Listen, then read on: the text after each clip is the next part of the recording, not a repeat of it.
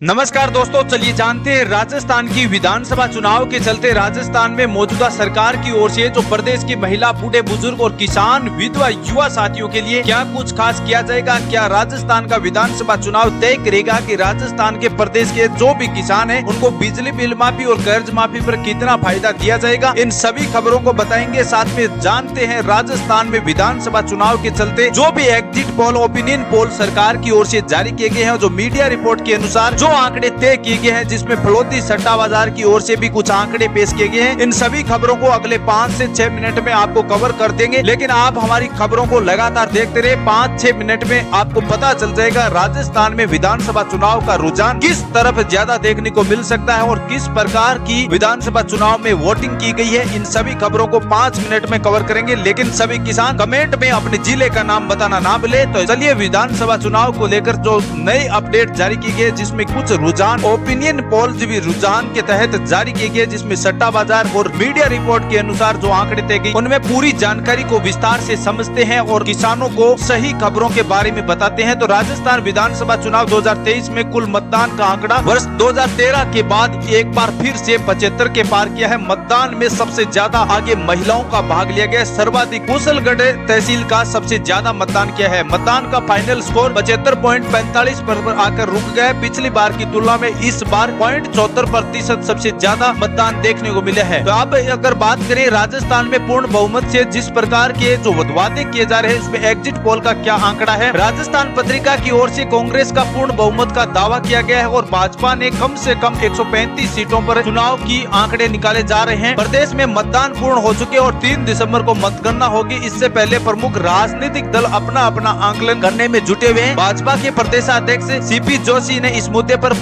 राजस्थान पत्रिका से बात की और दावा किया कि भाजपा इस बार राजस्थान की कुल 200 सीटों में से 135 विधानसभा सीटें जीतने का बता रही है। वहीं कांग्रेस प्रदेशाध्यक्ष गोविंद सिंह डोटासरा से जब राजस्थान पत्रिका की ओर से बातचीत की गई तो उसमें कांग्रेस को एक तरह से पूर्ण बहुमत मिल गया है। अब राजस्थान में केवल औपचारिकता बाकी है। 3 दिसंबर को केवल काउंटिंग होना जारी है। वैसे हम देखें तो राजस्थान का पूर्ण बहुमत कांग्रेस सरकार के पक्ष में आ गया है। ये दोनों बातें गोविंद सिंह डोटासरा और सीपी जोशी के बीच की गई है। ये राजस्थान पत्रिका की जो ऑफिशियल न्यूज पत्रिका वाले हैं उनके द्वारा ये ओपिनियन पोल जारी की गई। उसमें देखते हैं गोविंद सिंह डोटासरा से जब पत्रिका द्वारा जो बात की गई उनमें 4 मतदानों के बीच जो सवाल पेश किए गए उन सवालों को जानते हैं। तो सबसे पहला सवाल गोविंद सिंह डोटासरा से किया गया कि मतदान प्रतिशत देखकर आप किस नतीजे पर पहुंच रहे हैं। तो डोटासरा जी का कहना है कि हमने जनता को 17 गारंटी दी है और गुड गवर्नेंस है। इसके अलावा केंद्र की नरेंद्र मोदी सरकार की विफलता की वजह से 100% परिणाम हमारे पक्ष में आएगा। तो इनका डोटासरा जी का कहना है कि इस बार हमने जो 17 गारंटी योजनाएं दी है उनका फायदा हमें सीधा कांग्रेस सरकार जनता के बीच में पूरा विश्वास के साथ वादा पूरा करेगी और पक्ष में हमारा रिजल्ट आएगा। अगला सवाल था कि आप कांग्रेस को कितनी सीटें मिलने की उम्मीद लगा रहे हैं। तो उनका कहना है कि आपको सीटों की संख्या तो बहुत क्या बताएं,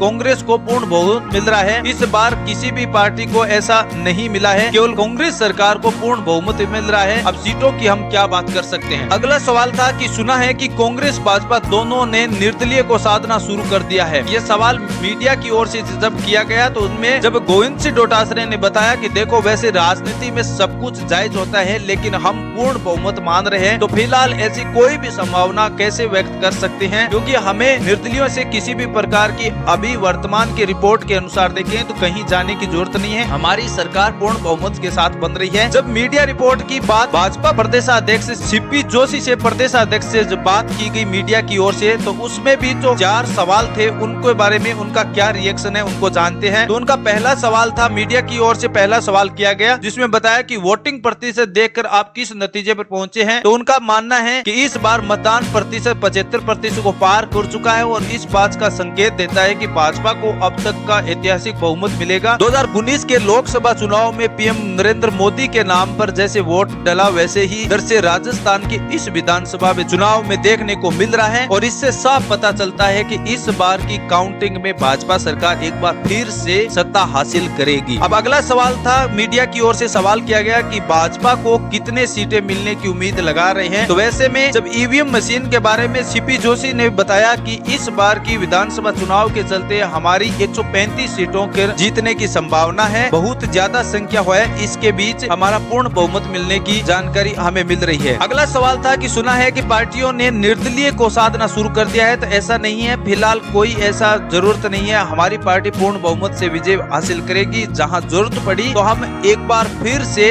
इन निर्दलियों से संपर्क कर सकते हैं। यह हमारी पार्टियों के सदस्यों के द्वारा जारी किए गए हैं। तो इस प्रकार के जो सवाल थे इसमें साफ पता चलता है कि कांग्रेस पूर्ण बहुमत का दावा कर रही है, तो वहीं भाजपा सरकार 135 सीटों पर आगे नजर आ रही है। नए जिलों की बात करें तो नए जिलों में जिस प्रकार राजस्थान के नए जिले बनाए गए हैं, उनसे साफ पता चलता है कि चुनाव में सुस्ती दिखाई गई है। 50 सीटों में से 29 सीटों पर मतदान प्रतिशत गिर गया है। तो जो भी राजस्थान सरकार द्वारा जो नए जिले बनाए गए उनमें देखें तो इस बार विधानसभा चुनाव के चलते वोटिंग की प्रतिशतता कम की गई है। अब आपके आंकड़े हैं जो जिस प्रकार आपको समझ में आ रहे हैं कि राजस्थान में इस बार किसकी सरकार बनेगी, तो आपकी कमेंट राय चैट सेक्शन में बता सकते हैं। लेकिन मीडिया रिपोर्ट की बात करें तो इस बार राजस्थान विधानसभा चुनाव का सरताज मुख्यमंत्री के तौर पर भाजपा के पक्ष में ज्यादा नजर आ रहा है। यहाँ पर देखें तो लगभग 123 से 26 सीटों का आंकलन किया जा रहा है। लेकिन जैसे जैसे मतगणना की 3 दिसंबर नजदीक आती जा रही है, ऐसे में 123 से 126